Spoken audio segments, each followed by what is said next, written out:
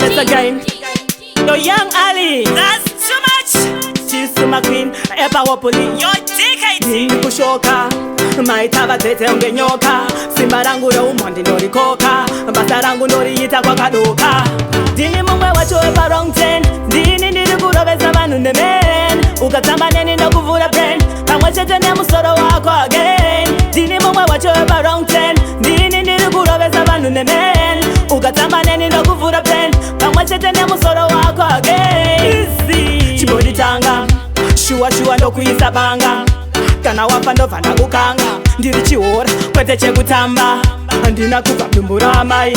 Ukashitaura ndokutya unge pai. Ndokupanyira mopani kunge zairi. Moyo wangu wakashiba kunge dairi.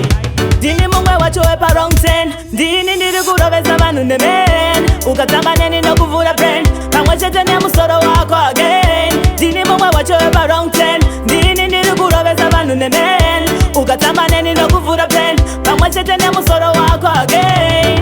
Ndogara nema dolphin. Ndochena kunge ndiri mu coffin. Ndomwaro pare vanu chimoni. Garira kurenda kupa woni. Yetofamba tiri 80. Mnotiziva kuti tesa tisi straight. Piri yedu iri kwese kunge shady. Tikutsikirira vanu kunge Nike. Dini mumwe wacho epa wrong ten. Dini ndiri kurovesa vanu nemen. Ukatamba neni ndokuvura brand. Pamwe chete ne musoro wako again. Dini mumwe wacho epa wrong ten. Dini ndiri kurovesa vanu nemen. Ukatamba neni ndokuvura brand. Pamwe chete ne musoro wako again. Easy chibodi tanga. Shua ndo kuisa banga. Kana wafa ndova ndakukanga. Ndiri chiora kwete chekutamba. Andina kuva mdumbura amai. Ukashitaura ndokutya unge pai. Ndokupanyira mopani kunge zairi. Moyo wangu wakashiba kunge dairi.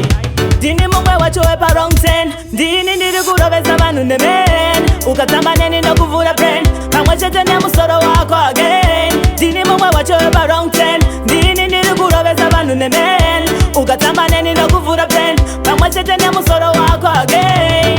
Ndogara nema dolphin. Ndochena kunge ndiri mu coffin. Ndomwaro pare vanu chimoni. Garira kurenda kupa woni. Yetofamba tiri 80. Mnotiziva kuti tesa tisi straight. Piri yedu iri kwese kunge shady. Tikutsikirira vanu kunge Nike. Dini mumwe wacho epa wrong ten. Dini ndiri kurovesa vanu nemen. Ukatamba neni ndokuvura brand. Pamwe chete ne musoro wako again.